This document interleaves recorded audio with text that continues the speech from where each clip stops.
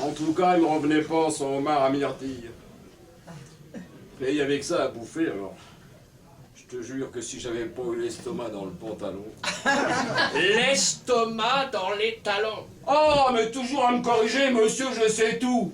L'estomac dans les talons. Et pourquoi pas le laisser dans le pur sang de la reine d'Angleterre? Ou dans la jument verte de ma grand-mère?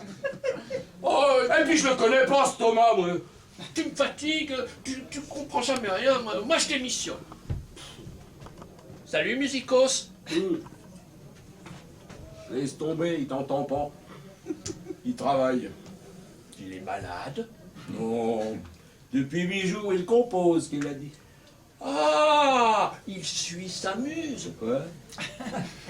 Il suit sa muse créative. La muse, ça ne te dit rien? Ah bah non. Musset, dans les nuits, il parle à sa muse. Tu sais?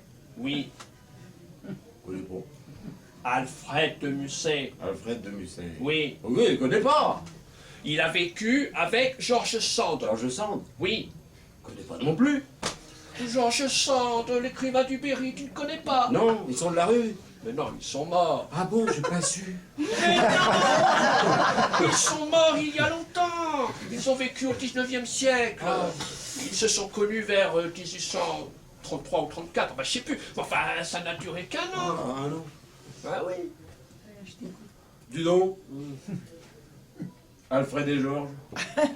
Ils étaient homosexuels? Non, George Sand, c'était une femme. Ah bah oui, évidemment.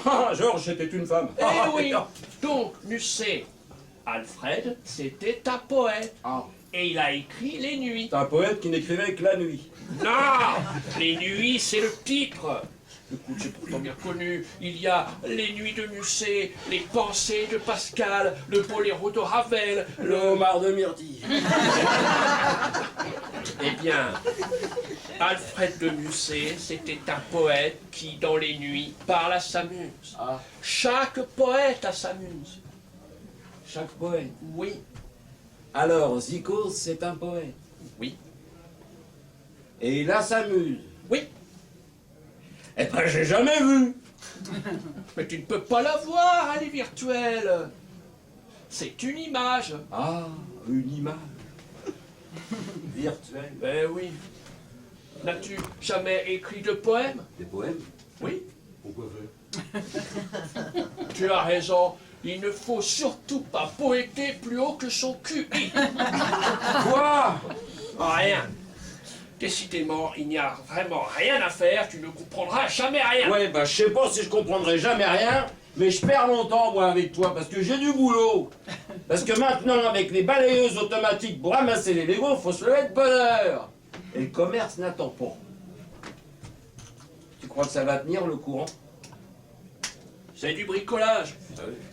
Il faut que je change la prise de raccordement dès que le patron du garage du rez-de-chaussée aura le dos tourné. J'ai appris qu'il va à la banque à 15 h, je vais en profiter. À propos de banque, c'est aujourd'hui que Myrtille a son entretien. En fait, le garage va fermer le samedi après-midi à partir du mois prochain. Ah bah ça c'est cool, on va enfin avoir des vrais week-ends. Oui, mais pour le courant, ça veut dire coupure à 13 h au lieu de 21. Ah. Tu pourrais pas te brancher ailleurs que sur l'enseigne du garage? Les compteurs sont dans une armoire fermée à clé. Remarque. L'électricité, ça change la vie. L'idéal, ce serait que je me branche sur le parking du sous-sol. Il y a l'électricité 24 h sur 24. Ah ouais, bah sur le sous-sol, il va falloir s'en mettre deux, quand.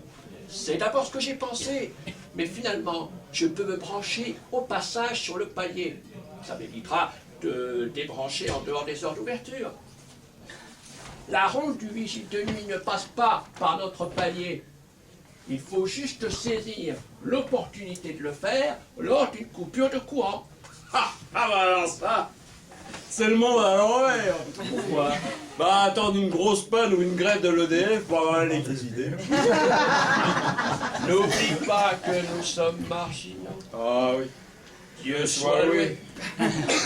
Bon, pas tout ça, mais j'ai du boulot. Ah, tu m'as entendu tout à l'heure. C'est aujourd'hui, ce matin, à 10 h que Myrtille a son entretien. Elle fait des ménages. Bah non, pourquoi? Bah c'est fait dans l'entretien, elle fait le ménage. Non. Elle va à un entretien pour un boulot. Oui, c'est son nouveau job. Non, elle a un entretien pour avoir un boulot. Oh, elle devrait pas faire le ménage avant d'être embauchée. Une discussion au préalable avant l'embauche avec le patron pour voir s'il la garde ou pas. Ah, Oui. discussion.